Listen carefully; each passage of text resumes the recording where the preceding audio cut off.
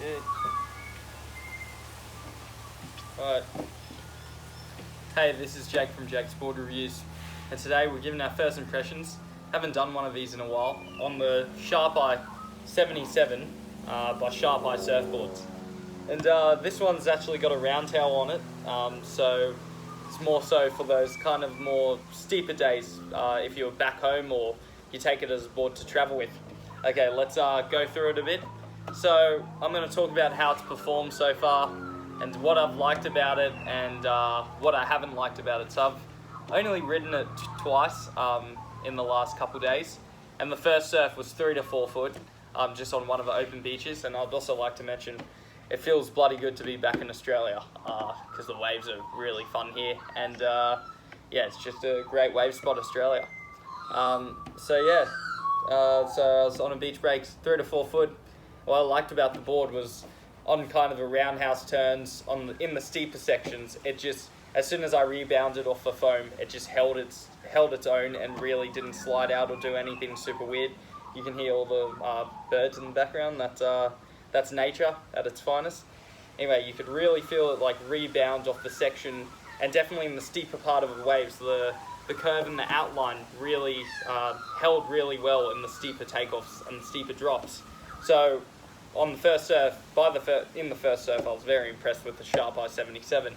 I'd say rocker-wise, it's kind of medium throughout. Yeah, it's nothing too crazy, nothing too fancy. Rails are quite sharp, and yeah, it feels pretty good. What I've been running so far is this old set of AM2s. So you've probably seen the honeycomb ones, or the black ones, the new black ones that Jack Robinson and all the tour guys are riding. This is most of the team riders that ride for Sharpeye ride the 77 on tour as their main board, and then in the smaller surf, depending on the surfer. So Kanoe Igarashi, for example, rides the Storm model by Sharpeye. So yeah, to be honest, it kind of feels very similar, the outline. For me, it just feels like a step-up version of the Holy Toledo 2, the original one, not the 2.5. I managed to ride one of my mates in one of my mates' boards in Español, in Spain, in the Basque Country. Actually, I'm going to call it the Basque Country because you can't really call it Spain. It's not really. They say you're in the Basque Country, you're not in Spain, on a sign in Sarauz, in one of the towns there. If you ever get a chance to visit it, it's a beautiful town, and I think they'll be stoked to have you there. Anyway, so yeah, so it's got that round tail for a bit of extra bite. It's not a board you'd want to surf if you're kind of like a intermediate, low-level intermediate to mid-level intermediate surfer. I'd say you'd have to be at the upper intermediate range, or so really high intermediate to experienced surfer. Even like just hopping on it, like I was running the Pizell 74. That's like a lot easier to ride than this board. But yeah, anyway, this is how surfing goes. So yeah, I'd recommend if you're not too confident, maybe go the Holy Toledo 2, but go to the round tail, and then you're gonna kind of feel out how this board will feel. But yeah, they also do a step-up version of the 77. I like how it feels under the front foot.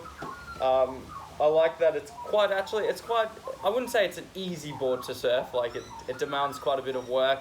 Paddling wise, it's not, I wouldn't say it's the easiest board to paddle into waves on. But for a 26 litre board, this one's 5'10", 18 and 5/4 by 2 3/8, and it comes in at 26 litres.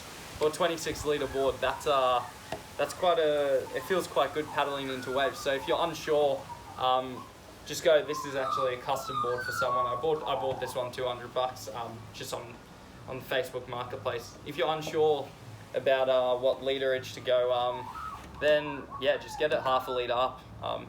So I really think 1 litre, especially if you want to ease into like high performance boards, is not the biggest deal. If you're surfing like Kelly Slater, or I'm not even going to say Kelly Slater because he's old now, but he still rips. But someone like Jack Robinson, if you're surfing like the top, let's just say if you're surfing like the top guys, you getting the literage exactly right and the dimensions is crucial.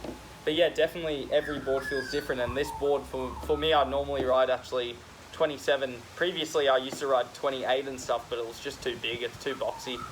You can't get performance. In hollow sections, to have a bit less leaderage, you may not paddle in as early, but when you get in, you're not going to bog the rail or do anything weird. So, especially with raked fins, like, it won't cause so much of an issue. Anyway, that's the first impressions. That's not the review yet. The review will be coming shortly. I'll let you know how the board goes in the coming surfs. But for now, I would say, yeah, I wouldn't say it's the easiest board to ride. It's a good board, definitely a very good board. I like it. But yeah, time will tell. I'll see how I adjust to it. I want to give myself a few sessions to really feel it out, because I'm quite enjoying it. So yeah, I'll keep you in the loop, I guess. Yeah, thanks for watching. Skateboard